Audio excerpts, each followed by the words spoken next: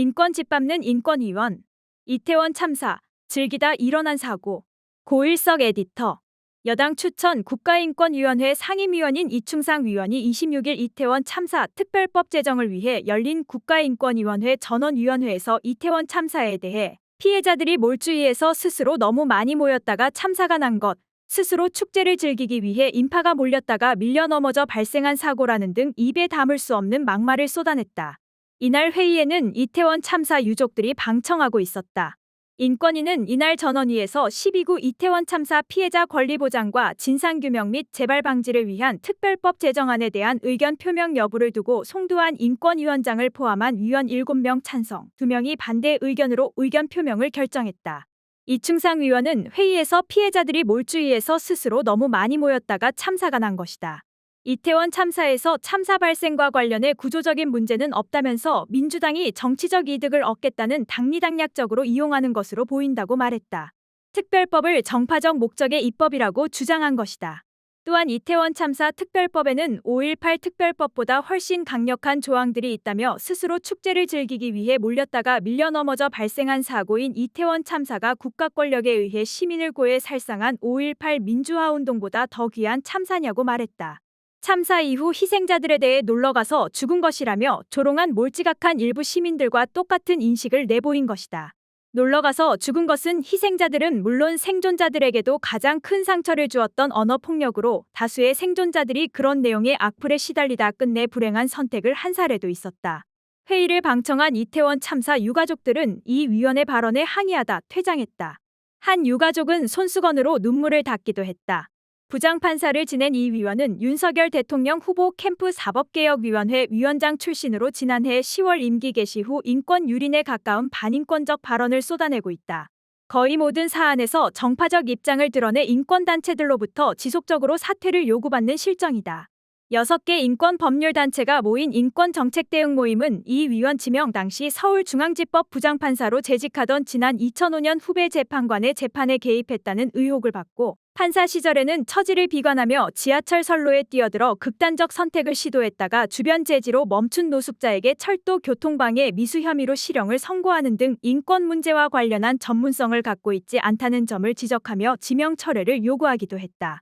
이 위원은 지난 3월 9일 상임위에 올라온 2022 국가인권위원회 인권상황보고서 초안에 이태원 참사에 대해 충분히 예방 가능한 재난이라는 문구가 들어간 것을 놓고 이것은 곤란하다. 예방 가능한 재난이었다고 보이지 않는다며 삭제를 요구해 이태원 참사에 대한 정부 책임을 전혀 인정하지 않은 주장을 펼쳤다. 이 문구는 다른 위원들이 찬성해 보고서 최종본에 반영됐다. 지난 3월 23일에는 훈련병은 힘들지 않다는 취지의 발언을 하기도 했다. 이 위원은 군 신병훈련소 인권상황 개선 권고의 건을 논의하던 제9차 상임위원회에서 훈련병의 휴대전화 사용을 불허해야 한다는 입장을 밝혔다. 그는 훈련소에서는 자살 자해가 없다는 것을 말씀드리고 싶다.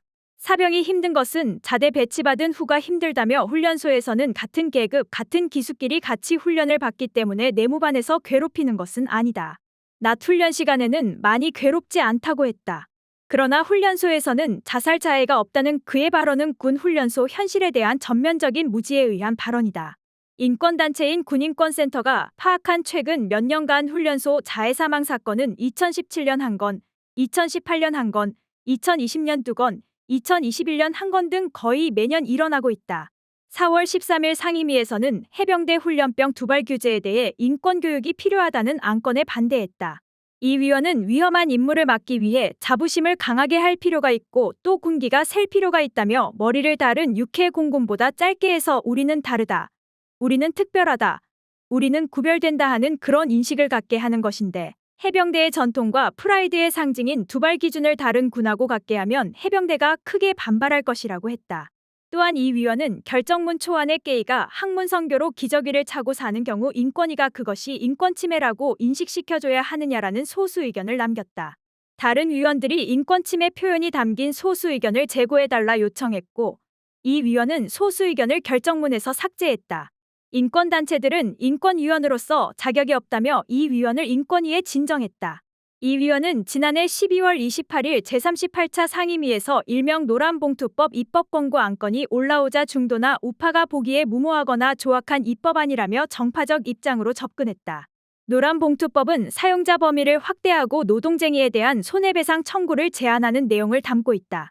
그는 이 법안을 불법 파업 조장법이라고 규정하며 파업으로 인한 손실과 손해가 막대한 나라인데 노동쟁의의 개념을 확대했다가는 파업공화국이 될 위험이 있다고 주장했다.